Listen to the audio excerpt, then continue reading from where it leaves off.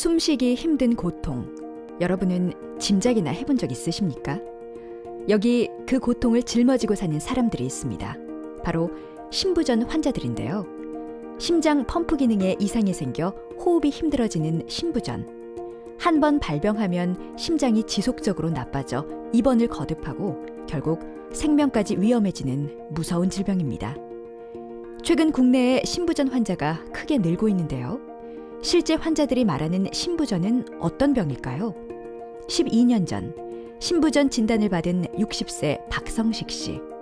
박 씨는 지난 12년 동안 심부전으로 인해 심장이 멈출 것 같은 고통 속에 살아왔습니다. 제가 진짜 건강했거든요. 병원 한 번 가본 적이 없었어요. 심부전이라는 말은 듣도 보도 못했었죠. 근데 처음 몸에 이상이 있다 느낀 건 축구할 때였어요. 갑자기 숨이 턱 막혀서 놀랐죠. 운동 안 하다 갑자기 뛰니까 그런가 보다 하고 더 뛰려는데 뛸 수가 없는 거예요. 가슴이 답답하고 숨이 안 쉬어지는 거예요. 진단받고 약을 먹기 시작했는데 점점 나빠지더라고요. 의사 선생님이 돌발사를 걱정하셨는데 점점 더 실감이 나더라고요.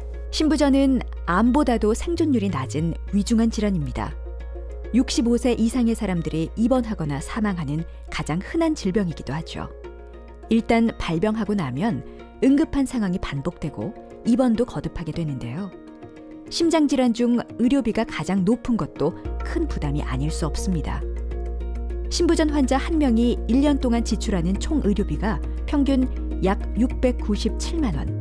경제적 부담이 큰 것으로 알려진 폐암보다도 3배 이상 높습니다. 심부전은 심장의 기능에 이상이 와서 전신에 혈액이 공급이 되지 못하는 경우를 말합니다.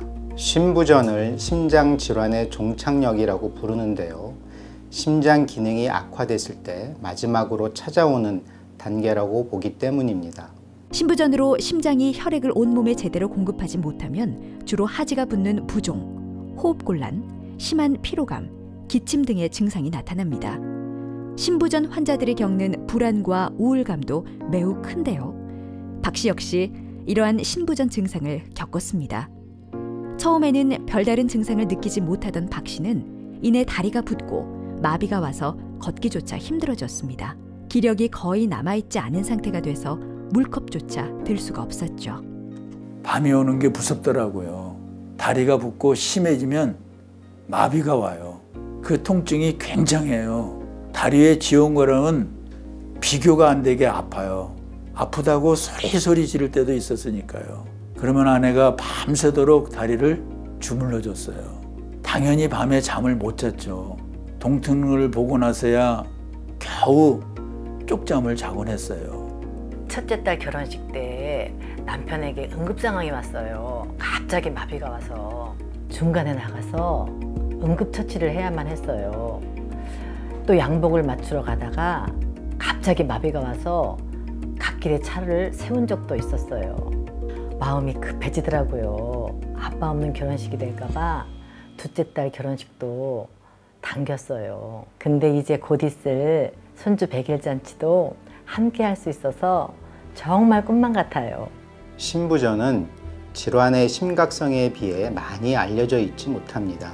초고령화 국가로 진입하고 있는 한국에서는 심부전의 유병률이 점차 높아질 것으로 예상되고 있는데요. 심부전 예방과 치료에 대해서 관심을 기울여야 할 때입니다. 덤으로 인생을 사는 것 같아 행복합니다.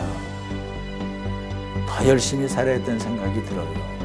고령화가 가속화되면서 국내뿐 아니라 전 세계적인 공중보건 문제로 급부상하고 있는 심부전. 예방하고 관리하면 재입원율과 사망률을 낮출 수 있습니다. 심부전은 사망률과 재입원율이 높은 중증 질환입니다.